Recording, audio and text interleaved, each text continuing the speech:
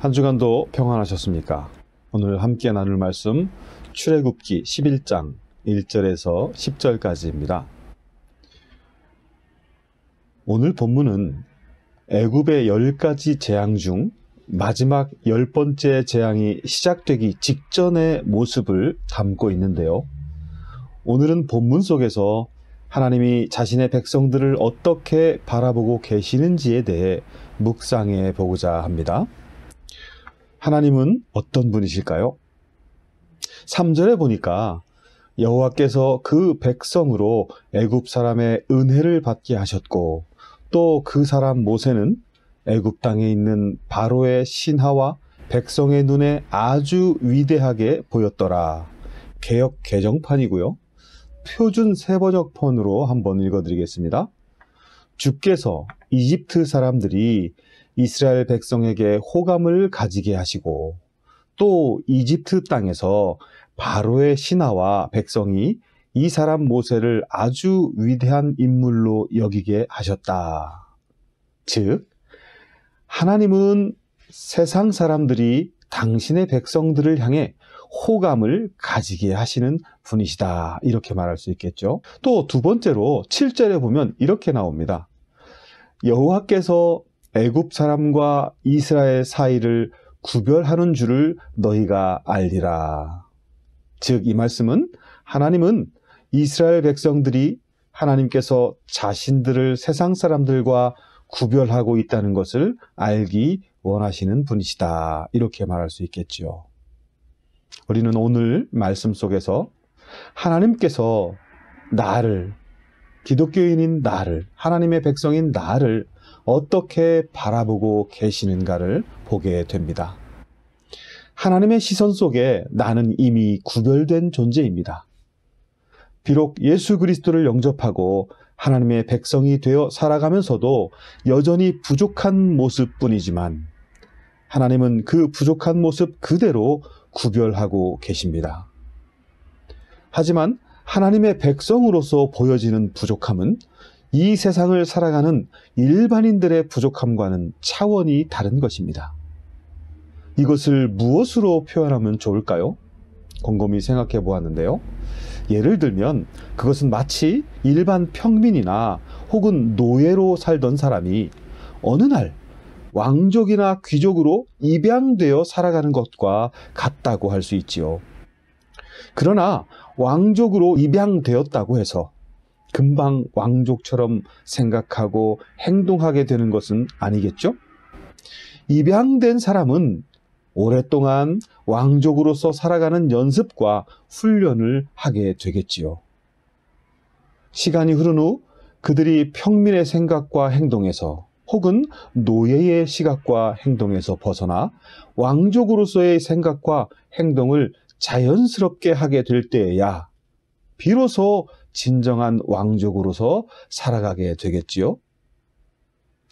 그러나 이러한 과정에서 중요한 것은 입양된 사람은 입양된 순간부터 세상 사람과는 구별된 존재라는 사실입니다.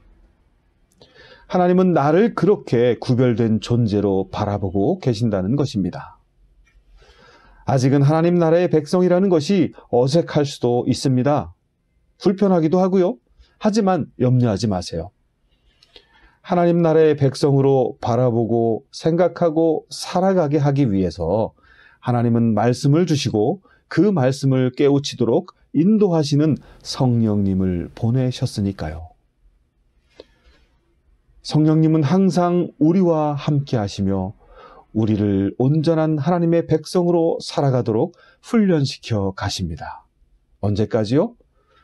내 일생 다 가도록 주님이 부르실 때까지입니다. 성령의 인도하심을 따라 말씀을 묵상하게 되면 그분은 나로 하여금 점점 예수 그리스도의 장성한 분량에 이르게 하실 것입니다. 물론 우리가 타고난 기질과 살아온 환경으로 인해 형성된 성품과 습관들이 있긴 하지만 성령님은 하나님의 말씀을 통해 깨우침을 주셔서 우리로 하여금 말과 생각과 성품, 마음 씀씀이, 행동 등이 점점 예수님을 닮아가도록 이끌어 가실 것입니다.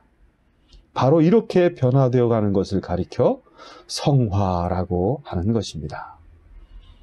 오늘 말씀에서 하나님은 히브리 사람들, 즉 이스라엘 백성들이 애굽 사람들에게 호감을 받는 존재가 되게 하십니다. 애굽 사람들에게 있어서 히브리 사람들은 노예와 같은 부류입니다. 그런데 호감이라뇨? 어쨌든 하나님께서는 비호감이었던 히브리 사람들을 애굽 사람들에게 호감스러운 눈으로 바라보게 하십니다. 이 말씀을 통해 우리가 깨달아야 할 것은 하나님께서는 그리스도인들을 이 세상 사람들에게 호감스러운 존재로 세우셨다는 것입니다. 다른 말로 매력적인 존재라는 것이지요. 우리는 이 사실을 절대로 잊어서는 안 됩니다. 어떻게 우리가 세상 사람들에게 호감스러운 존재, 즉 매력적인 존재가 될 수 있을까요? 그 열쇠가 바로 성화입니다. 그리스도인이 성령의 감동 가운데 말씀을 묵상하며 살아가게 되면 예수 그리스도의 성품으로 변화하게 됩니다. 그래서 그분의 말씨와 마음씨와 몸씨를 소유하게 되지요. 즉 세상 사람들은 나를 통해 작은 예수를 경험하게 되는 것입니다. 말과 마음과 삶의 모습들이 예수님을 닮은 사람, 어떻게 그 사람이 호감스럽지 않을까요? 어떻게 그 사람이 매력적인 사람이 아닐 수 있을까요?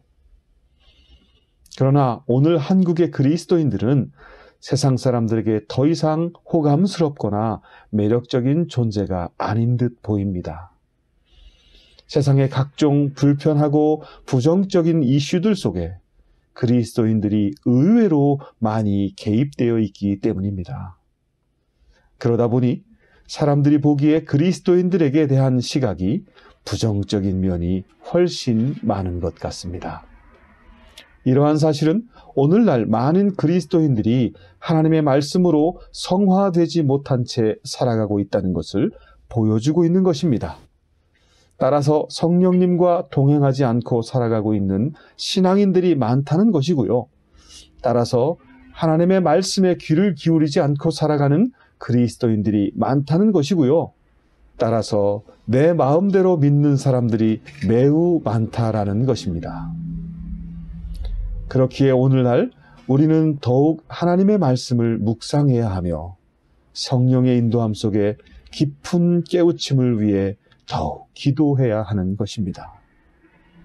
그러므로 여러분, 우리는 오늘 말씀을 통해서 우리가 문제가 있고 부족함이 많은 사람일지라도 하나님께서 우리를 그분의 백성으로 구별하고 계신다는 것을 분명히 기억해야 하며, 동시에 하나님은 우리가 매력적이면서 호감스러운 존재로 살아가도록 인도하신다는 것을 기억해야 합니다. 즉, 하나님은 우리를 구별된 존재요, 인간으로서 매력적이고 호감스러운 존재로 살아가도록 부르셨다는 것입니다. 여러분, 이를 위해 하나님은 우리를 말씀 묵상의 자리로 초대하십니다.